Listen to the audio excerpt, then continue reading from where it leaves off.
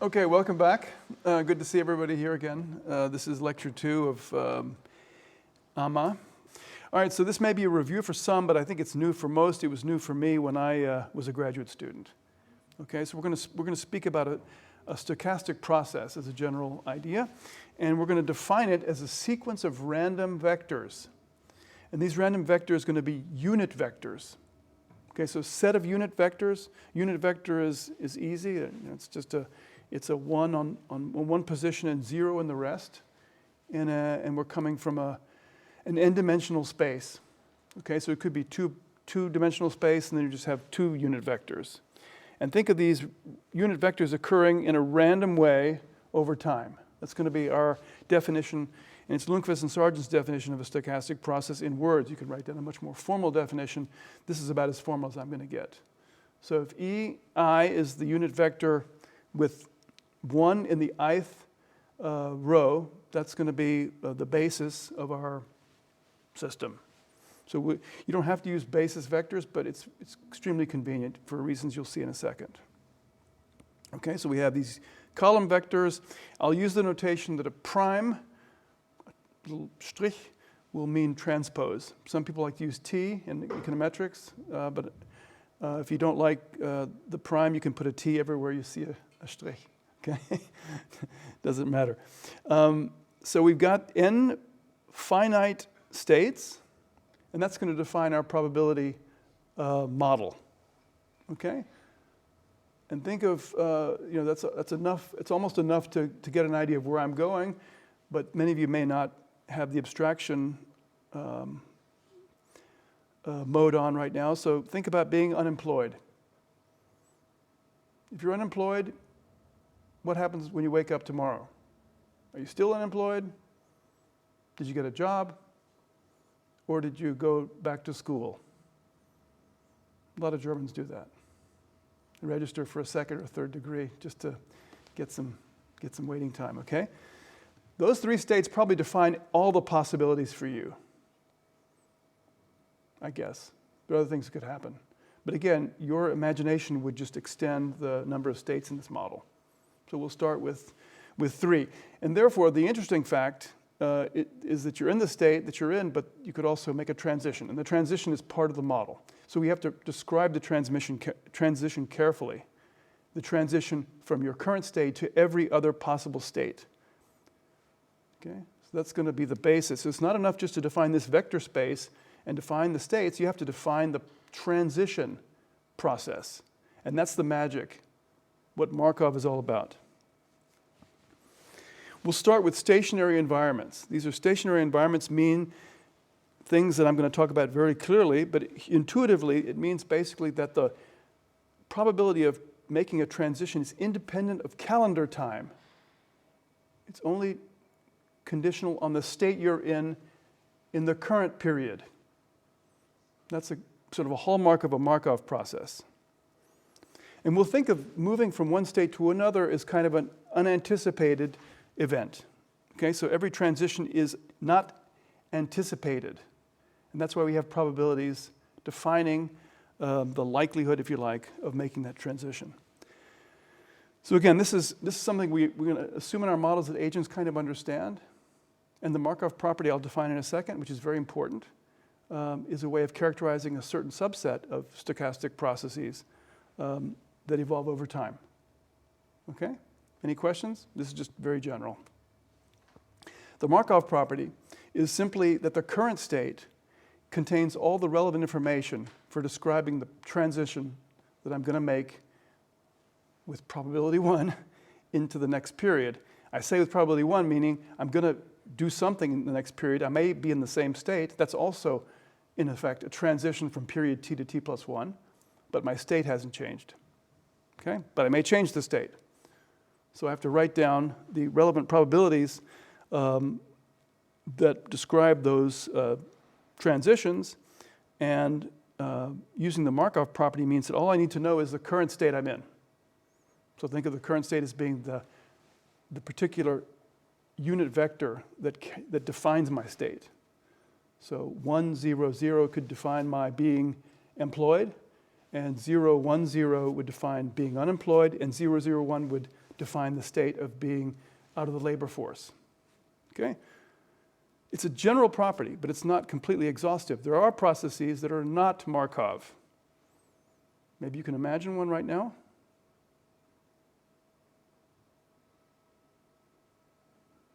Maybe this is a running sum. We talked about it last week. Running sum in a certain sense, maybe. Not generally. Not generally, but there are cases of an infinite moving average that may not be characterized as an autoregressive process. That's something we'll talk about later. Infinite moving average process that is not amenable to being rewritten as an autoregressive of finite order in terms of the variable's own past is an example. Okay, so that's a subset of some macro models that some people get interested in.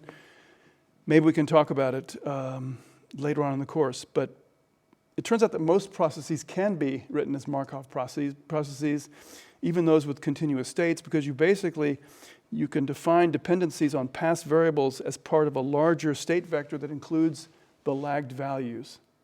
As long as that dependency is stable and time independent, then we have the Markov trait or the Markov property. Okay? Just be aware that it's not everything, but believe me, most of my colleagues are happy that there's such thing as a Markov process. Markov was a great Russian mathematician from the 19th century, very tragic figure, but lots of tragic figures come out of Russia. Very sad story. Maybe I'll tell you about it next time. Okay? Give you a reason to come next time. Okay, so what do we need to define the Markov chain? We need to write down some machinery. We need to write down three things. The state vector, the set of state vectors that span all the possible states in this world have to be written down first. So I told you in the labor market example, you could think of we're in work, unemployed, out of the labor force, which means you're not looking. That's the one I like because I'm kind of a labor economist who does macro, so I like that stuff. That's the first part. That's the first element here. The second element is something we call the transition matrix. Okay, and I'll define that in very, very great detail in a second. And the third element is kind of a degree of freedom you have at the beginning of time, because there is a beginning of time in a Markov process. There is an initial period. Okay, you could imagine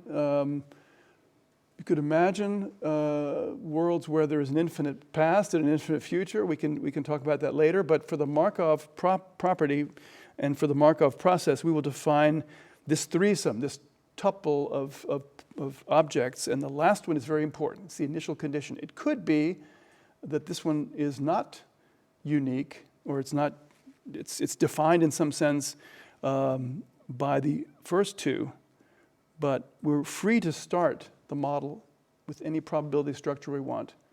It's like the first roll of the dice before we get going, okay? So already defined that, the set of states, and again, this notation seems a bit arbitrary and unnecessary, but it is very useful. You'll see in a second. P is this matrix of transition probabilities. So if we have two states, it's a 2x2 matrix. If it's the three-state model I talked about before, it's a 3x3. And the ith row in the jth column is the probability of moving from the ith state to the jth in the next period. Okay, so in a 3x3 case, there would be 9 elements. 9 elements. Now, we know their probabilities, so that puts a little bit of structure on them, and I'll talk about that. That's important.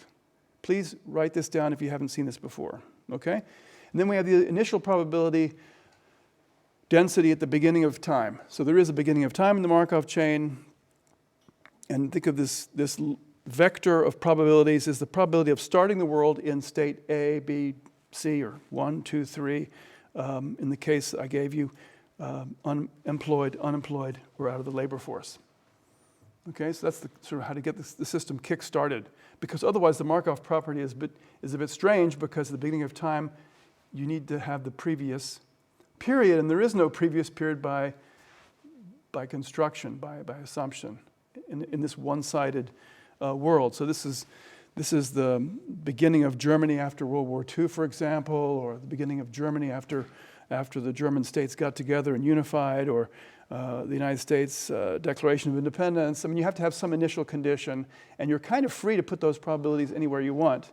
Although, as I said before, it may be the solution to an eigenvalue problem that would give rise to P that is consistent with that, to pi consistent with P. This is a finite-state Markov chain. Again, I'm following the notation and the definitions of Lundqvist and Sargent.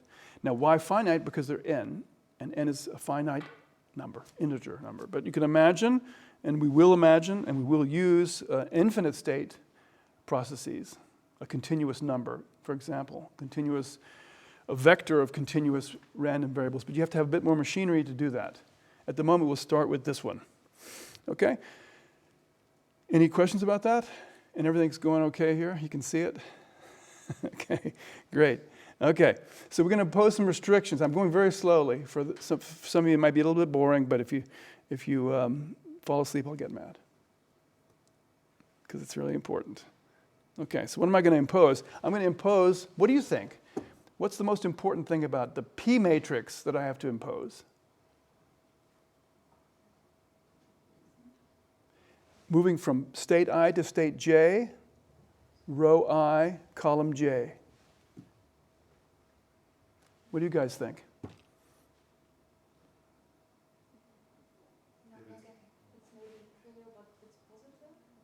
They have to be positive, right? They're probabilities. Excellent. They could be 0. Can they be 1.2? No. No. But we can even rule that out by another weaker assumption. They have to sum up to 1. Yeah, every row has to sum to 1. Every row, not just any row, but all rows have to sum to 1. That's an incredibly important property of a matrix, if you can do it. Not all matrices have that property, but if they do, you're in business, okay? So we're going to make sure they're positive or non-negative. They could be 0. So you could basically have 0 probability of moving from state I to J, but that doesn't mean that you can't visit J. You could visit it through K, right? The back door, if the matrix is big enough, if the number of states is big enough. They have to add up to 1. Probability measure adds up to 1 in this finite state world. Okay, that's really important. In a continuous state, it would be the integral of a density function over the measure of states. We'll do that in a few weeks. That's the generalization of this. And that's why it's so brilliant of Lundqvist and Sargent to start with this. This helps us think about this in a very clear way, and then we can move to a continuous state world, and then we're golden, okay? Now again, if you don't like this stuff, believe me, microeconomics, game theory especially, think about this all the time. This is actually, there's a whole set of games that are based on this idea, and strategies that are based on this idea. In econometrics, no way you can avoid it. Okay, so rejoice that you can, you can enjoy this stuff. This is true for all rows. In the event that these conditions are holding, then you can call this a stochastic matrix. Favorite question of mine on the exam, is this a stochastic matrix? Or define a stochastic matrix. It's easy, it's a giveaway. And I don't know why they call it stochastic matrix, because it's not stochastic, but it describes a stochastic process. And I can't help it. If you go online and try to read up on this, you'll see that engineers have a different notation. In fact, for the engineers, they use a different way of stating the P matrix. They use the transpose instead. But this is better. There's no question about it. For economic purposes, thinking of rows as outcomes as the initial state for a column is just natural for us, and also for the models we use. We also impose that the initial conditions have to be a valid probability measure or a density. So they have to add up to 1 as well. They have to be positive. Okay? So now we're in business. If we can impose that on the pi and the p, And again, I'm American, so P is the German P, and pi in American English is the German P. Don't forget that, okay? I mean, es gilt das geschriebene Wort. I usually don't mix them up. I've been here too long maybe, but indeed, it's worth investing in. And note the notation, okay? Does everyone understand the notation? We will move eventually to a matrix notation rather quickly, actually, and then we can dispense with all these I and the J's. But it will help you to understand the mechanism. All right, so we can already use this mechanism to describe an unconditional probability. But moreover, this Markov approach, this Markov chain approach, highlights this fundamental difference, which is important in macroeconomics, between an unconditional and a conditional probability. Unconditional means I don't know much. In fact, I don't know anything. What is the probability of observing high inflation in 2030? Not knowing what inflation is now.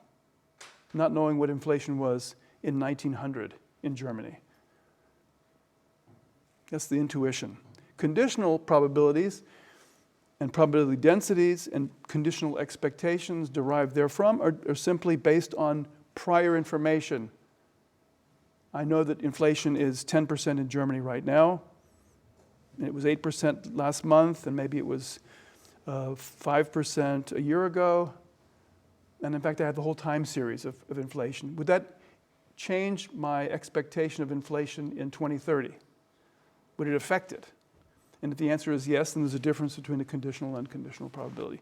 And in the case of a Markov process or Markov chain, this information will be indisputably important. Okay, so we'll use the notation that I've developed to help us understand this. So the unconditional density, starting in period 0, can be seen as the product of the initial density transposed, so that would be pi 0 as a vector transposed, times a power of this stochastic matrix. And if you want, we can do that in this section. I can write it out for you, but think about it.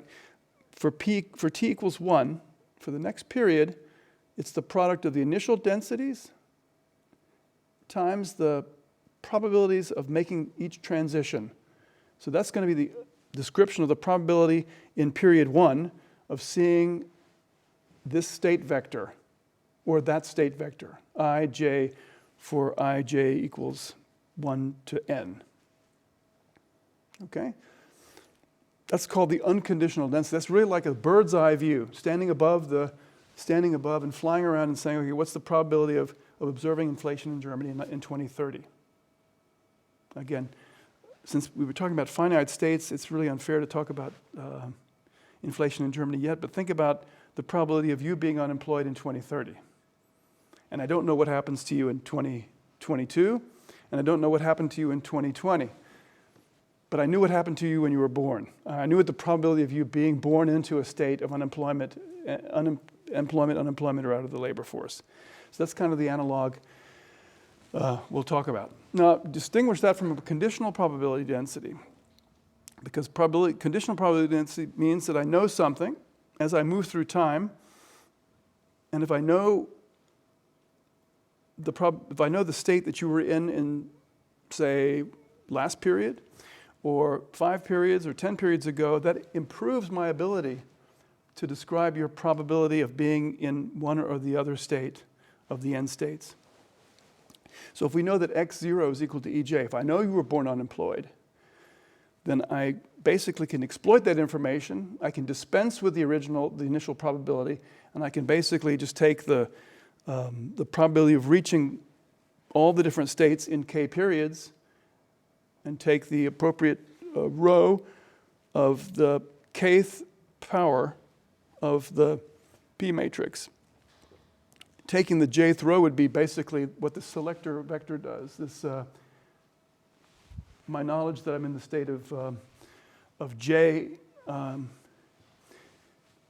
k periods ago. And after t plus k, what's going to happen to me? Then I can basically read that off this power of the P matrix. Okay, so once you buy into this notation, it's quite powerful. All I need to know is P. And it helps to know pi 0 if it's important, but if I know that I'm in one state or the other, I can use this notation to generate any number of probabilities. Again, it's a very mechanical sort of system.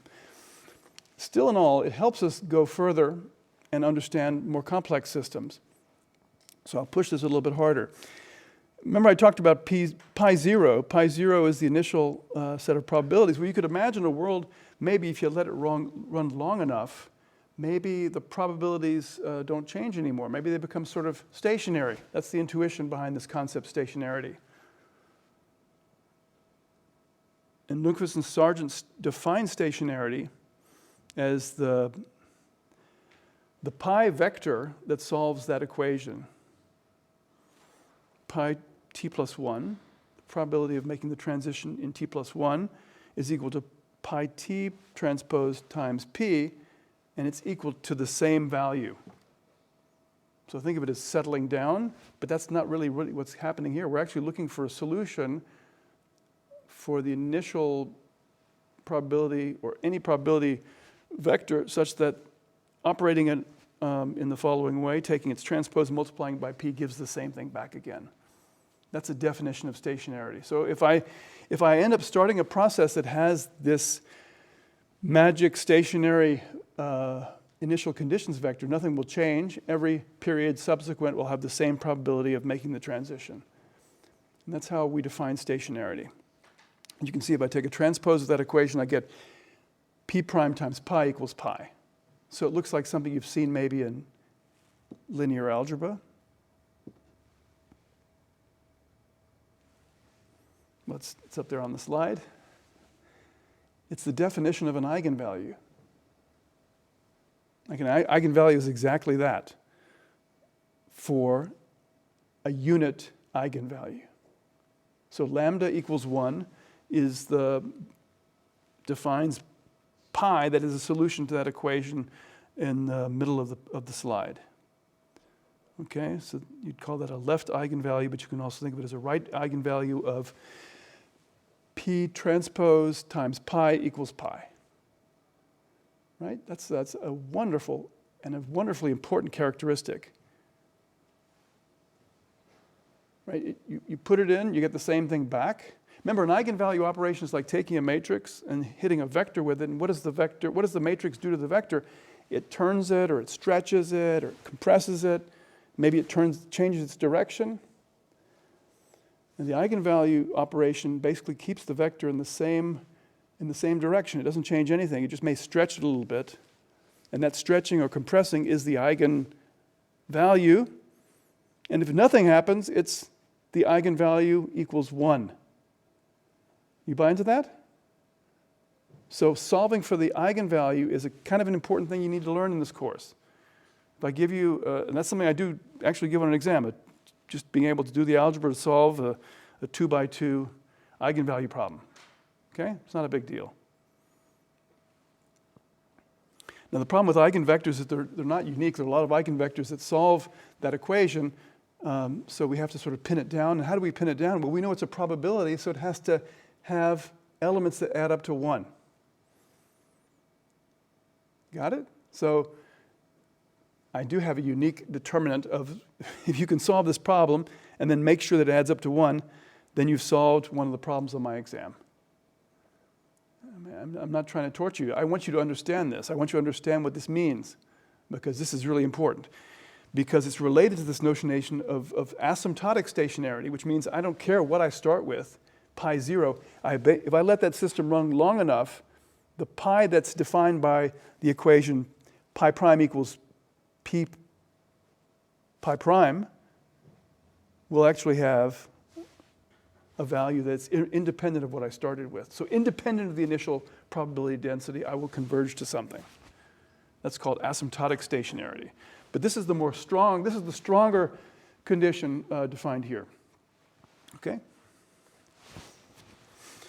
So this weaker form is called asymptotic stationarity, which means it is long. If I let time go long enough, I can let it go arbitrarily long to get arbitrarily close to some value. I'll never get there. It's like, Zeno's paradox. You always get a little bit closer, but you never reach it. But what I'm reaching is there, and it's well defined. If I wait long enough, I'll get very close.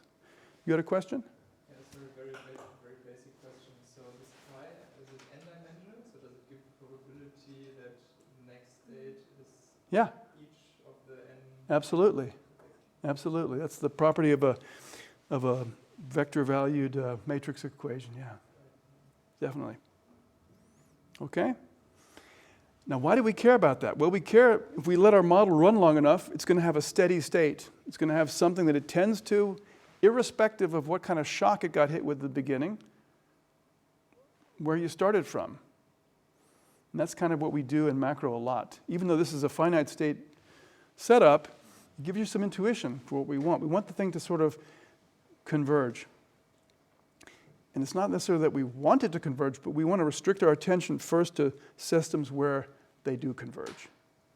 Okay, and later we can discuss non-ergodic, non-stationary systems if you like. But the nice thing about this is the mapping to statistics, because if I sample from a process that's generated by this system, if I get more data, I get closer to the truth.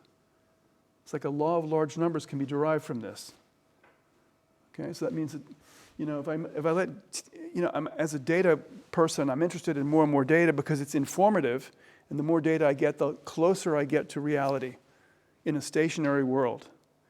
So if I can observe you your whole lifetime, I have more of an idea of what your transition probabilities are than if I just observe you for like 1 year. And that's common sense. So if you do labor economics, extremely interesting insight. Labor economists use this a lot because labor market processes are discrete and involve transitions. Search theory tells us that. And we use the model to make inference on search theory, whether search theory is valid or not. Any other questions on this? Yeah. Yeah, sorry, for the second bullet point, what's observations referring to, and what is the realization? Yeah, I'll give you an example in a second, but like I just tried to give this example of her getting up in the morning, whether she's unemployed or not, right? And you wake up every day, and am I unemployed today, or am I out of the labor force? Well, if the process that describes those transitions is described by this P, then basically if I observe her more and more, I get a better idea of what those probabilities are. But is each day an observation? Yeah, each day is an observation. And the realization? Yeah, because each day I have a vector which says 1, 0, 0, 0, 1, 0, 0, 0, 1. And the realization is each run of the Markov chain? No, the realization is the day. The realization is a whole run of the thing, right? So you're going to observe her one time, she's gone, but you can make an inference. T is the number of observations on the process, and T goes to infinity. But it's a good question because maybe she's different from other people. Maybe she's just like other people. We might have a model that says women who are in their 20s have this type of behavior. Okay, so that's a strong statement. I don't know anything else about her. Maybe I have to go with that. Then I would take several observations on a person like her and maybe put them together in a pool and have several observations of a realization of a Markov process. Okay, but in general, in labor economics, we assume that people are different. So she has a certain education, he has a certain education, they have different transition probabilities. Maybe those P's depend, the PIJs depend on education and age and previous experience, etc. Okay, but it's very complicated. Here the P's are constant. They're not depending on anything. Okay, any other questions about that? I know you still don't see why it's relevant and maybe you think it's really boring, but let me entertain you some more. Okay, it gets even more interesting. Yeah. So I do think your example with someone from their sort of labor market transition probability or state from birth on, would that really be fair to be called stationary, given that the likelihood of being employed at 3 is sort of very different than at 30? But that doesn't say anything about stationarity, according to my definition. because you're saying maybe the p's are changing. The p matrix is changing over time, but that's a different model. I'm trying to make the model sort of palpable, understandable, but it's always a bit of a push, right? But weather is different. So you can think of weather as being a Markov process. I think it's actually a great model, but we'll talk about that later. There are a lot of great models that you can. But Markov understood this even in the 1880s when he wrote this model down. I think it was the 1880s. Very tragic story. I'll tell you about it later. Okay, but I like the unemployment example, and of course, again, remember, models are only as good as we want to test them, push them. And if I think this is a good model for you between the age of 15 and 60, then I can ignore the endpoints. I don't care about that. I know it's a different model. Maybe you retire, maybe you go on vacation or something forever. But for the period we're interested in, it's a good approximation. Okay. So now let's define some weirdo concepts. Okay. These models are so general, even though you think I've made restrictions, but actually they're quite general. There's a lot you can do with these models. And these models do have characteristics sometimes that are a bit surprising. So if you let a model run a long time, maybe the pi in 10,000 periods is the unit vector. So after 10,000 periods, no matter where you start, no matter what transitions you make, in the long run, you're going to be dead, for example. Okay? So like in an extended Markov process, you might have death as a process where once you go, or the Hotel California, once you get in there, you can never come out. But you can get there from many different states. Okay?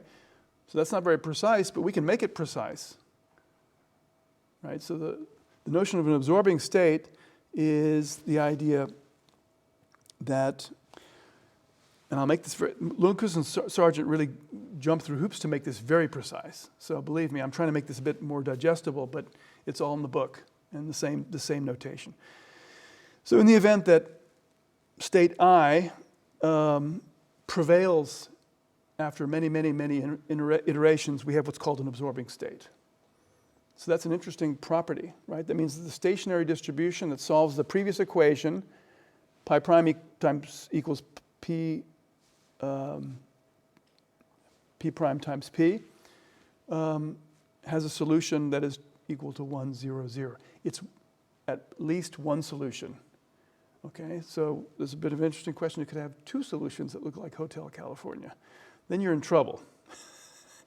And that's a very special case, but we'll talk about that in a second. Let's talk about the simple one, absorbing state. So we already talked about one. You're eventually going to be gone. Or maybe you leave the labor force. A more moderate version of this was with probability 0.01, you leave the labor force forever. And that's one of the columns of the Markov transition chain. And it's just one of those very unfortunate ones. Once you're retired, you don't come back. Okay, so a 4-state Markov process, you're born, you go to school, maybe you have 5 states. You go to school, you work, you're unemployed, and then you die. Or you retire.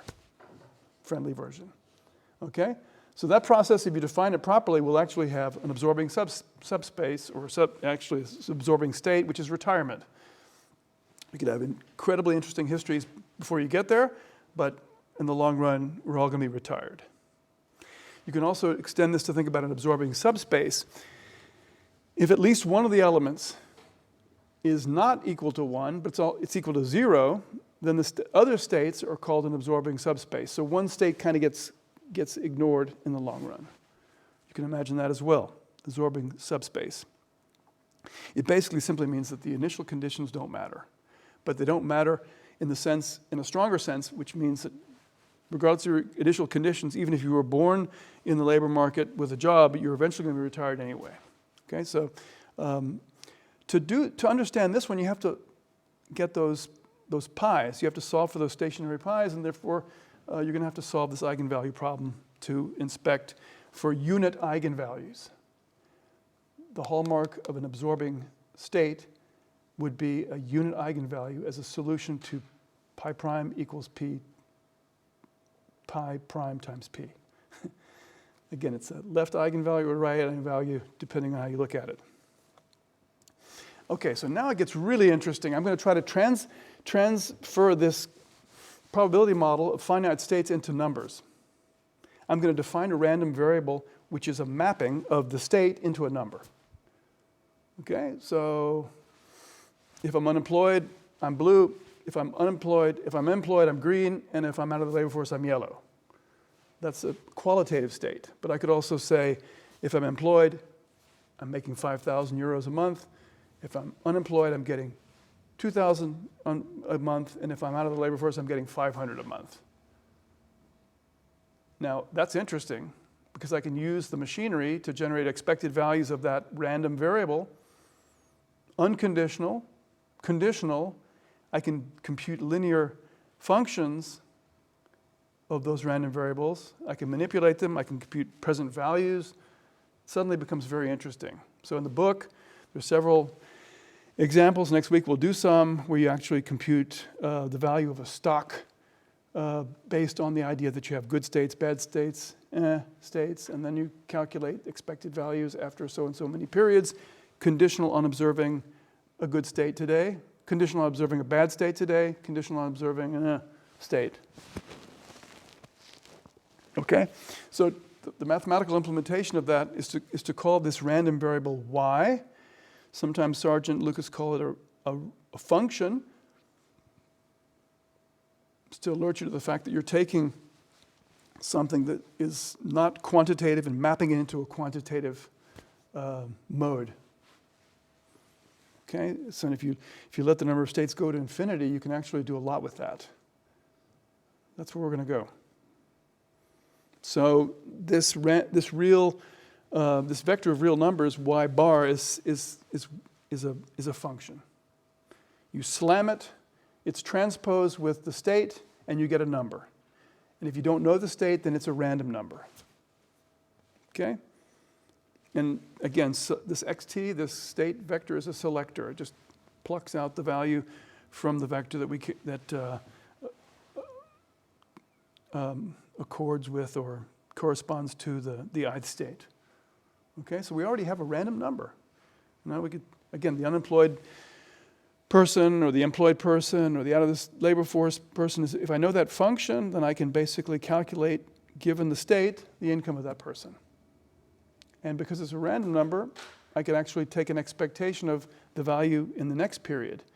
And maybe the Markov property makes it easier to calculate a conditional probability, because if you tell me you're unemployed today, and if I know the transition matrix, I can do a better job of forecasting your income tomorrow, even though I don't know what your state's going to be. Okay, so that's exactly what I just said. You can take these concepts of conditional and unconditional expectation one step further. Right? So again, I think of the bird's eye perspective, or putting your hand into the hat and pulling out a number of all the possible realizations of this process, and selecting some variable. What's the expected value? Well, some period, what is the expected value of the income in that period? That would be the example I gave you. In general, it's just the unconditional expectation. We're going to use this notation that they use. It's also very traditional in macroeconomics to use the E symbol as the expectations operator. And it stands for taking, in the general sense, taking the integral of all the different possible values of a random variable multiplied by the probability measure of each of those states over the set of states. Okay? That very complicated statement is just a sum in normal conditions here. We're just multiplying each of the elements of the row of P times the value of the random variable in that respective state. Which is pretty easy.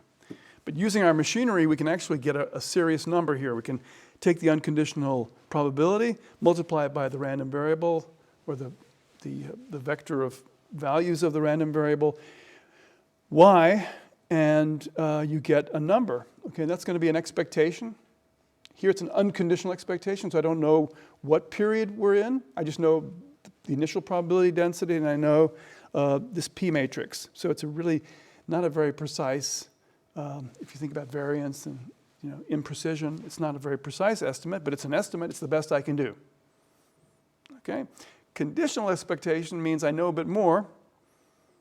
I condition, that's the terminology, I condition on information that in period t I was in some state, EI. Okay? That narrows it down quite a bit. If I know that you're unemployed today, your income tomorrow may not be that of an employed person if the probability is low of transition.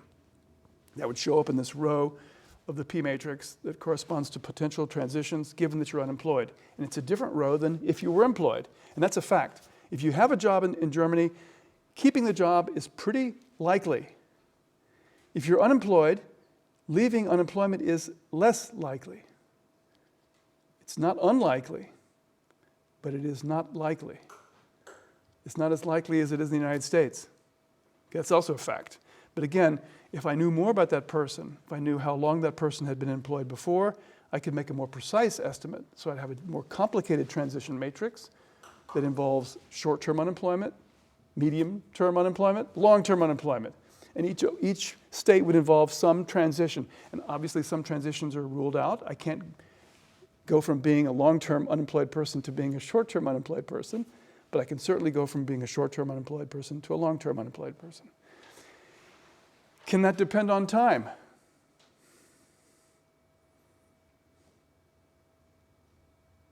We know in fact it can, but in a Markov world, how do you do that? The state matters only, the last state. So we can do it, but we have to write a very, very detailed state vector that includes every duration of unemployment that there can be, and then basically the probability of you getting a job, given that you're 6 weeks unemployed, 6 months unemployed, 6 years unemployed, would be different. So it is possible, and that's the magic of Markov, but it's not, there's all sorts of bells and whistles you could put on there that make it less likely to be Markovian. We won't talk about that, but I'm just trying to convince you that this is a good place to start.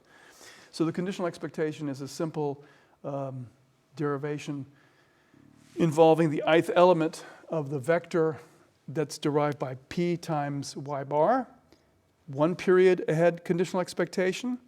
And Lucas and Sargent use this unfortunate notation. This means conditional on t period information. But this is a segue to macro, because in macro we use that a lot. More generally in macro, it's an integral over the probability density times the values that are over which the probability density is defined. Okay, but this just means taking the expectation with information at time t. So a lot of mathematicians complain about this one, but just take it in stride. It's shorthand. So I can, again, Markov is so beautiful, it helps us not just to form a conditional expectation of some random variable tomorrow, but because Markov keeps, it's like Groundhog Day, it keeps repeating itself. So in 2 periods, we just need to take the square of the matrix, the P matrix, times the vector and pluck off the ith, pluck off the ith value of the resultant column vector. And we can do this for any number of periods into the future, because P doesn't change by assumption. So I can just keep on running that thing, right? So this is kind of neat, right? I can literally use that to form linear combinations of expected values of many, many different time periods. Again, think of the value of a stock. The present discounted value of an asset that pays in every period a certain amount of money, if it's described by that transition matrix and initial probabilities, I can calculate its expected value, its expected present discounted value. I can compute an asset price using a very primitive asset pricing model. Okay, and that's actually in the book. There's several chapters of the book that talk about that. Term structure of interest rates, you can use as a theory for many different asset pricing models. This is cumbrous notation. Okay, it's not great. but you can stack it, and then you can really make it look great because it's just the product of p to the kth power times this random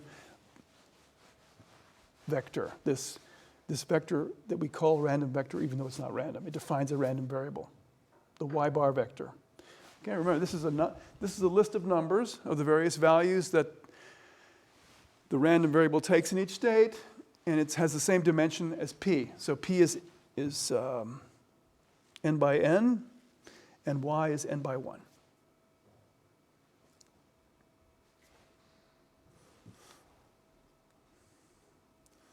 This is also a forecast. We can't do any better than this. If we're living in a Markov world where we have no additional information and the transition matrices aren't changing, then this is the best I can do. Okay, so it's a forecast as well. So keep that in mind when you remember to think about this asset pricing or the present discounted value problem. What is my expected income over my lifetime? If I live in your world where you're unemployed today, you're unemployed tomorrow, and then become unemployed out of the labor force, if I know that, I can describe it with P, I can actually calculate your expected lifetime income discounted using some discount rate that you choose. Okay? Okay, so that's the first block of interesting concepts that you learned today. These are extremely useful. And I've used them actually in thinking about Kündigungsschutz in Germany. So for those of you who don't know what Kündigungsschutz is, Germany is a very special country. If you get a job, it's like getting married. It's harder to get rid of a worker than it is to get a divorce, especially after 2 years. Now, Germans like that because we're in a democracy and Germans continually vote parties in power where this system has perpetuated itself, and it's been around for a long time. Okay? Denmark is a very social country, have higher tax rates than Germans do. They have more social security. They don't have any Kündigungsschutz. They don't have any job protection. So Danes get fired all the time. Danes are human beings, so they try not to fire the old people, fire the young people first, but if a company has to downsize, the manager just comes and says, I'm going to have to let you go. And you fall into this wonderful mattress of Social Security. Okay, so for that reason, it's an interesting problem. Does Kündigungsschutz matter? Well, you can think about this in a Markov process, right? If you're a firm and you have good times, bad times, there's a transition matrix that defines the business cycle, which is good times, bad times. And when bad times come, you have to get rid of workers. You have to pay a lump sum payment for each worker. And how does that affect your hiring behavior when things go from bad to good? Okay, so you can show in a model that this deters, as you would imagine, people, firms from hiring lots of workers in good times because they're anticipating the bad times to come.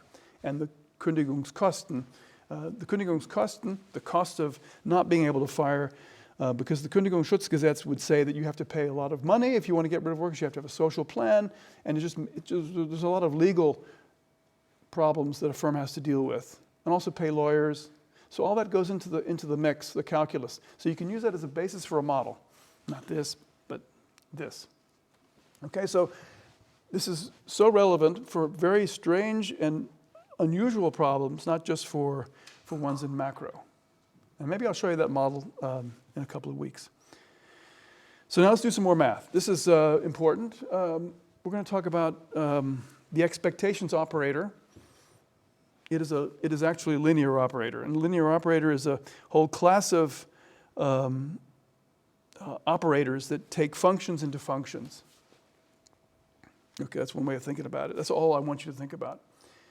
Because we care about certain properties of linear operators, especially the expectations operator.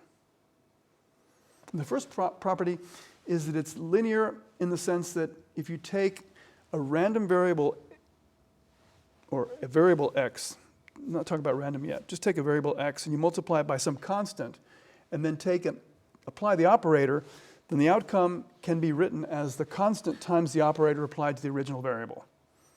So in the case of expectations, the expectations of a random variable x times a is equal to a times the expectation of x. That's the statement that the expectations operator is a linear operator. It also implies that the operator applied to the sum of two variables is equal to the sum of the operator applied to each individual variable in the sum. That also applies to a large sum, obviously.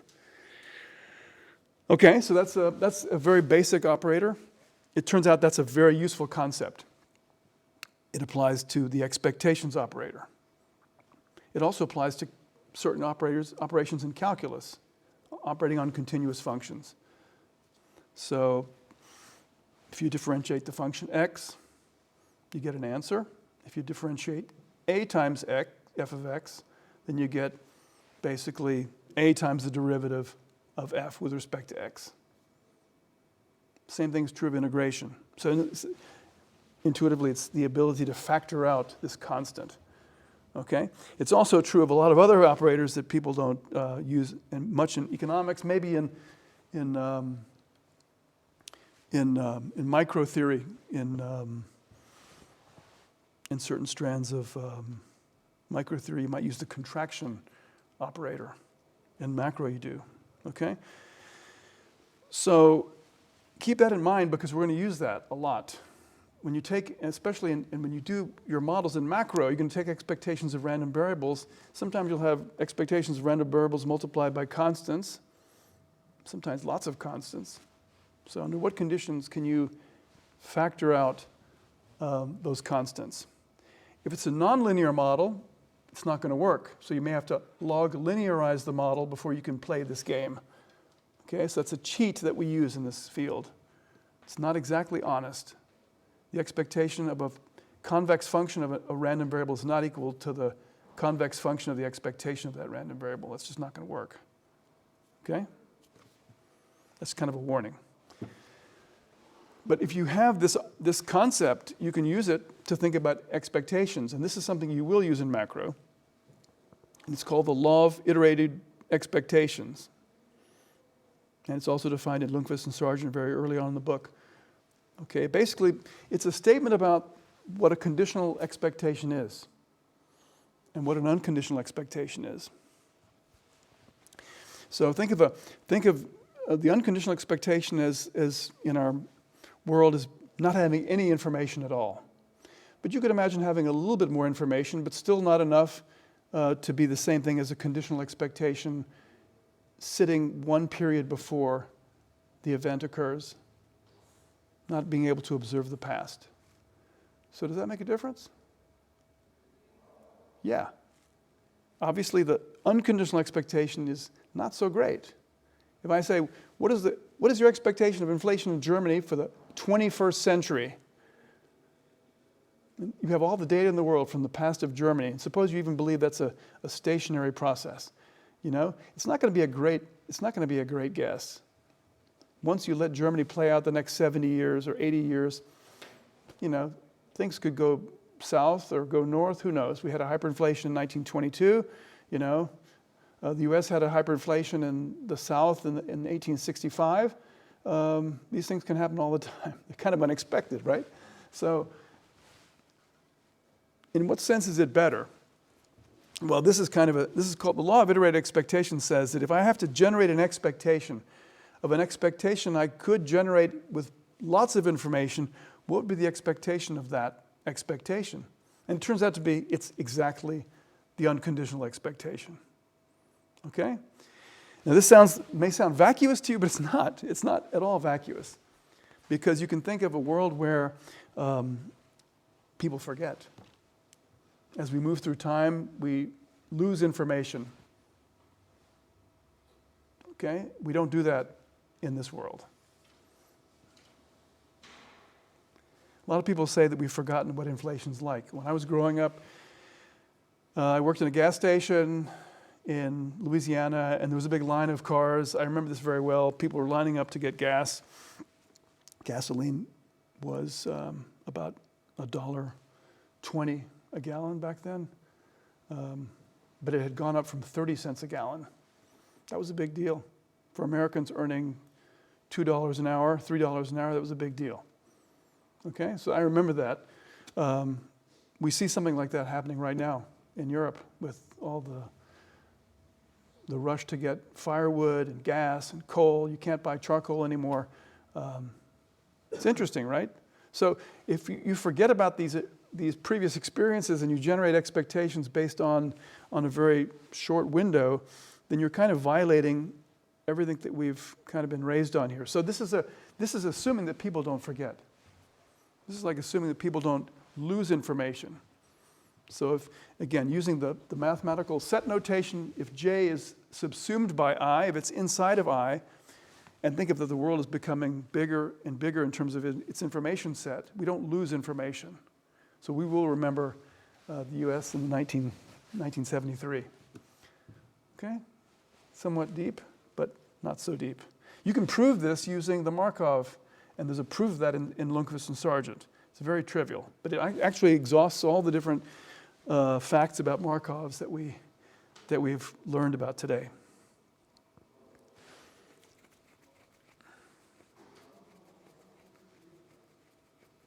I give you an example here. The more general proof is in the book. So if I have a random variable defined by a Markov process, this machinery, and then I've got this random variable defined by this vector of values that correspond to each state, what would be the conditional expectation of a random variable in t plus 2 from the perspective of t plus 1? That's a conditional expectation. Now, if I was in period t, what would be the expected value conditional on my t period information? I know the state in period t, but I don't know what's going to happen tomorrow, obviously, and I don't know what's going to happen the day after tomorrow. Well, if you understood the law of iterated expectations, the conditional expectation of this random variable in t plus 2 is equal to the conditional expectation you would have generated using period t information. Okay, you know there are different paths to reach yt plus 2 in all different values. And if you just plug in the value of this conditional expectation in t plus 1 of t plus 2 value, and then just apply the machinery, you end up getting the square of the matrix, which is exactly the two-step ahead conditional expectation. So this may seem trivial to you, but this is exactly the point. Okay, my expectation of a better expectation in the future is simply the conditional expectation I can construct today. It's a demonstration of the law of iterated projections or law of iterated expectations. You can also think about the unconditional expectation of the same object. Okay?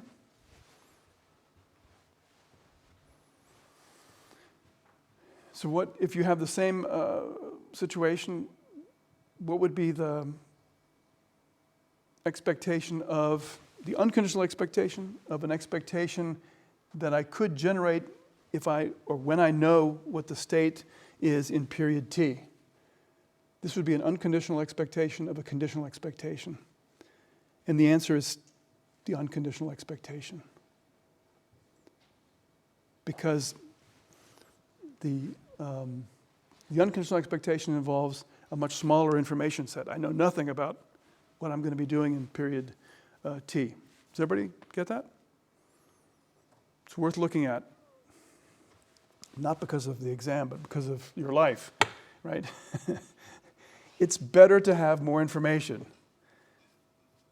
We want information. I don't know if you remember the famous prisoner, we want information. Okay, you have to be my age to understand that. There was a very famous UK TV series in the 1960s called The Prisoner. It was awesome. It ran for one season. It was like Star Trek, but it was even better. It was dystopic. The guy was in this, he was a spy. He was captured and put in this island. Actually, it was filmed in Wales, in this beautiful village in Wales. And he was kept in this, it was actually, it wasn't an island. It looked like an island. It was on the coast of England. And he was kept prisoner. And the series was called The Prisoner. I think it was Pat McEwen was the actor. And it's brilliant because it's like 1984. I mean, he's a spy. They thought he was going to cheat. He was going to go to the other side. They don't tell you what the other side was. And this place is actually housing lots of prisoners from all different countries in the world who are caught being suspicious of spying for the other side or having information. We want information. Anyway, long story. If you have a chance to watch it, it's really a great series. But it only lasted for 1 year. Okay, so now we're going to get a bit more fancy, and I got to hurry up, but I told you this might be a bit longer. So we had this function. Again, using their notation, a function doesn't have to be related to a random variable. It could be any list of numbers that we can smash with p and get an outcome, right? So call that a function, that list of numbers that you can apply to the Markov chain. We say that it's invariant if you pre-multiply this vector with the p matrix and you get the same thing back.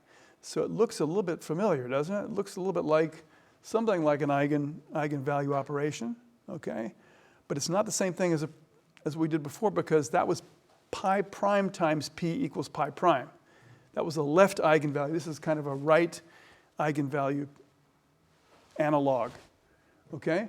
But Sargent and Lundqvist and Sargent actually used this to define a property that is very important for Markov processes, and that's the property of ergodicity. We talked about stationarity. Ergodicity is really hard for us to get our minds around. It's a little bit like the prisoner. Okay, I'll try to explain why in a second.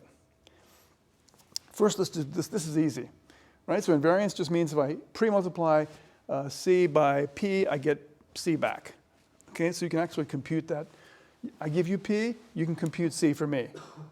And the question is, what properties does c have? It's invariant in the sense that if it's like a Groundhog Day function. I'm getting the c back every time I hit it with a p.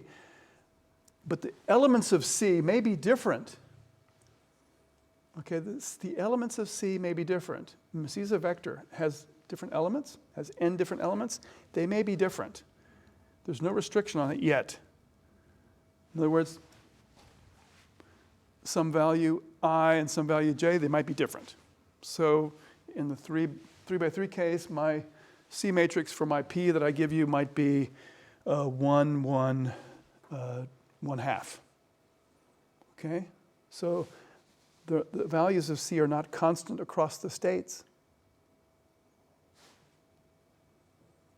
And that's an important attribute. It may not be constant across the states. Usually, in the cases that we like, they are. So keep that in mind. Every Markov process possesses an invariant function. It's easy to show that at least one exists. Okay?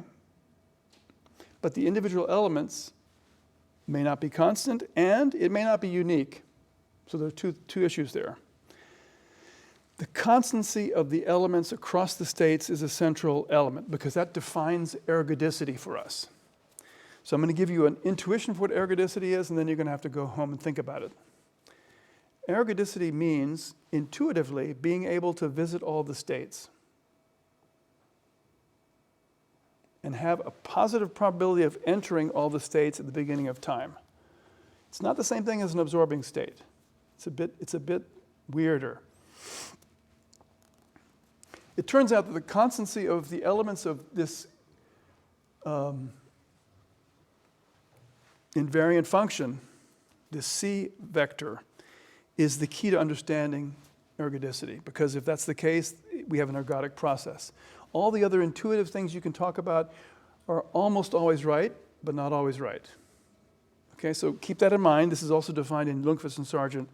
I find it incredibly interesting, even though it's a bit weird. So what would be a non-ergodic function? Can anybody kind of imagine what it means to be non-ergodic, not being able to visit all the states? Given an initial probability of landing in all the states? So in other words, the pi matrix, pi zero matrix, pi zero vector has non-zero elements. That's a requirement. Could it be possible not to visit certain states ever?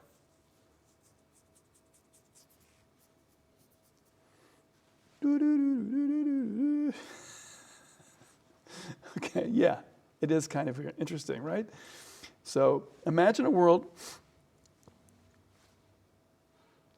you're born with black hair or you're born with blonde hair. Okay, so from a statistician's perspective, you're born, and he doesn't know your genes, he just knows whether you're blonde or you're brown-haired. Okay? So the initial probability of being in either of those states is 1/2, or 1/3, 2/3, whatever. Okay, so we've defined the pi0 matrix, vector.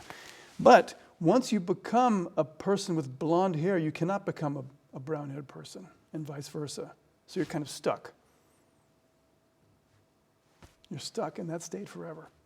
So the intuition behind ergodicity is not being stuck, not to be stuck in a subspace from the get-go.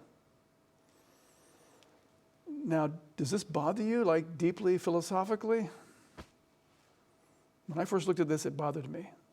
Isn't it kind of vacuous to talk about states that we possibly never observe? Like a parallel universe running right next to us. So we started the world, we flipped a coin and we landed in Germany, and flipped a coin, we landed in the United States, and that was the rest of history. How can we make inference on the other state if we never have a chance to observe it? Or if we don't know what the probabilities are?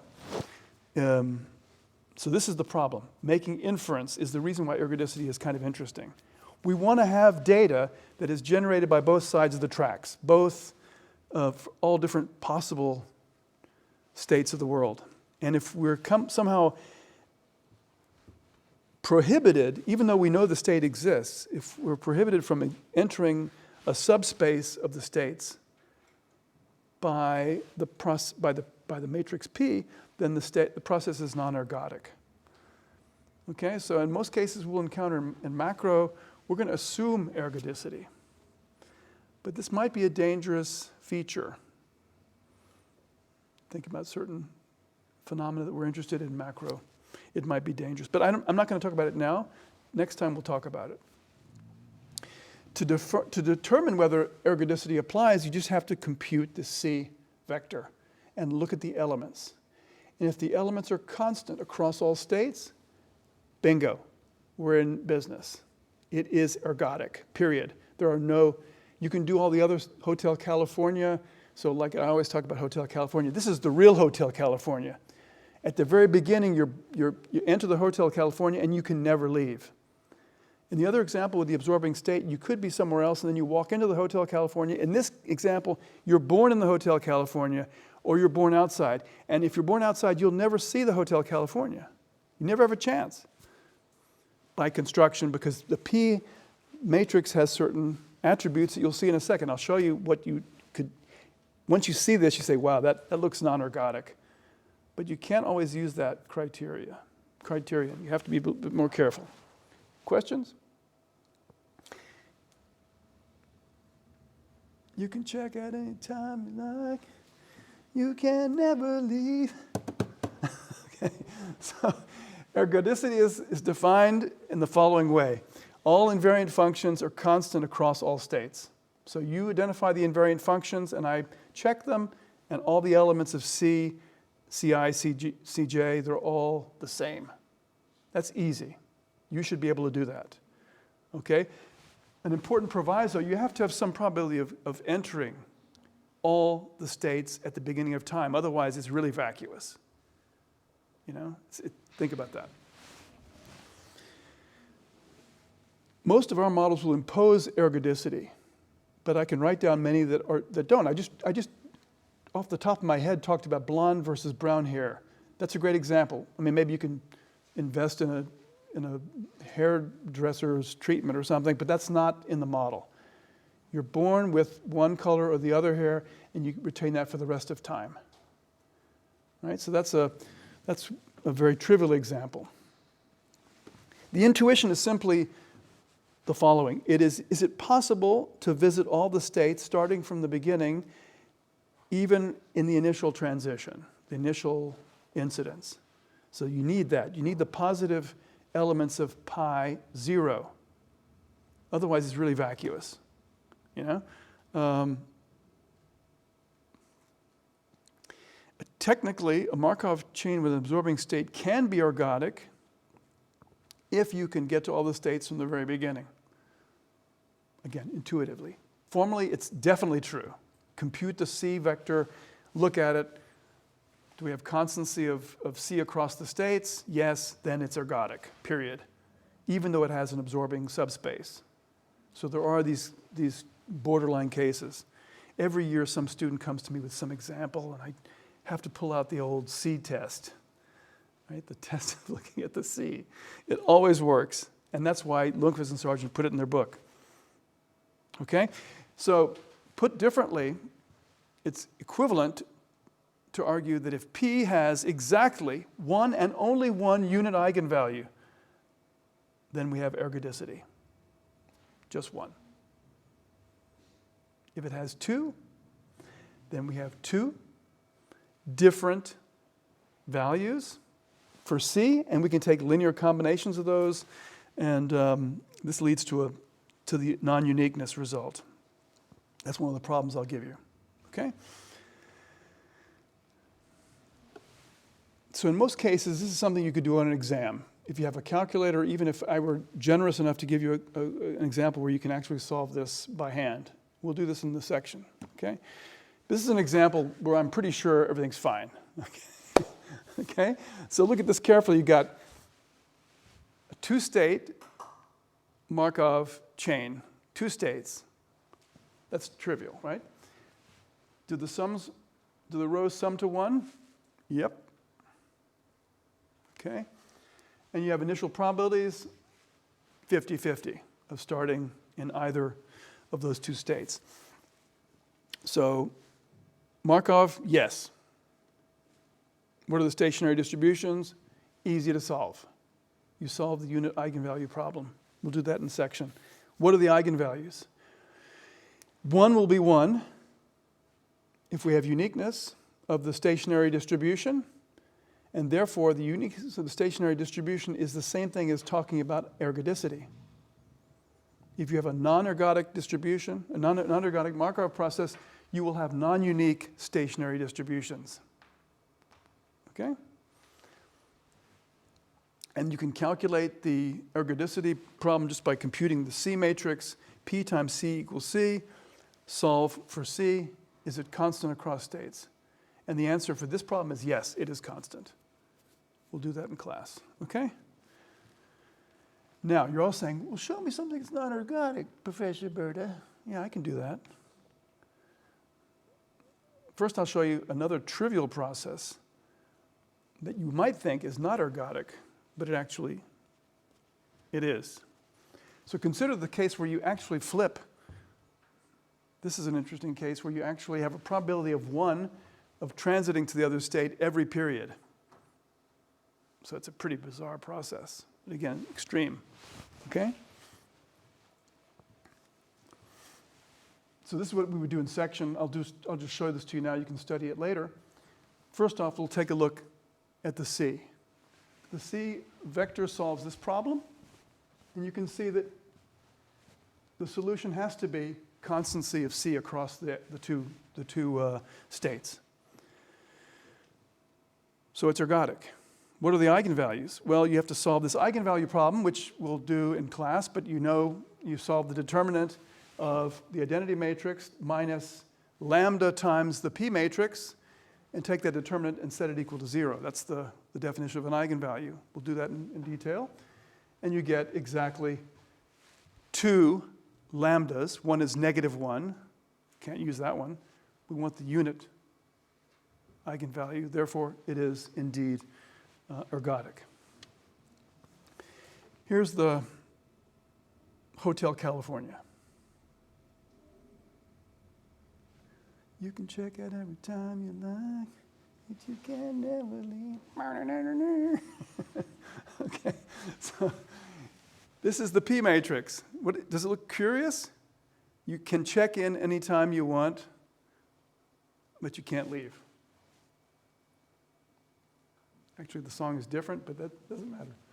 The point is you can't leave, but you can get in, right? So The test applies to p, it doesn't apply to pi.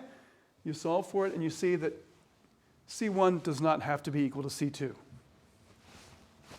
So any set of these values qualify, so it's not ergodic.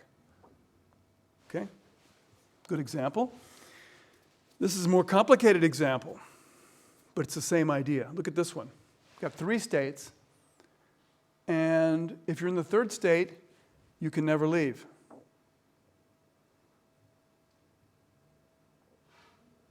Right? And you can't get in either, except at the beginning.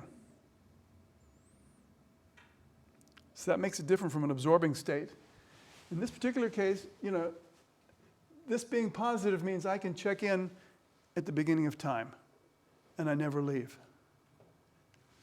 And with 1 minus that probability, I can check into the other stuff, and I can never get into the Hotel California. Okay, so those 2 subspaces are actually partitioned, if you like. And you can show that using exactly the eigenvalue problem or the invariant function calculation. You solve, you get one equation in C3, which is independent of the others. Okay, so that kind of gives you a hint that something's wrong. And then these 2 are equal. So in effect, we have non-uniqueness of the value of C across the non-equality of the value of C across the states. So it's not ergodic. Okay, here's another example, which I thought was kind of interesting because it looks a little bit, you might think, wow, that looks like a Hotel California. It's not, because at the beginning you can enter all the states, and as you move through time, it turns out that process is indeed ergodic. With some probability you can visit all the states, even if it might have an absorbing state. So the invariant function is the set of constants. Okay, so despite the fact that it is ergodic, according to Lundquist and Sargent, it has an absorbing subspace. We can actually calculate the stationary distribution. So in the very, very long run, if you let this thing run many, many periods, you're not going to observe any action in the first state. The probability of being there is going to be 0 in the limit. It's going to be very small, but I can make it arbitrarily small by taking arbitrarily long periods to wait to get there. And the rest of the action here is in the 2nd and 3rd state. So even though, and this was in response to one of the discussions with my wonderful students that I've had over the years who challenged me and said, prove it. So I found one. It is possible. Okay? In that case, states 2 and 3 are exactly the absorbing subspace that I described before. That's it.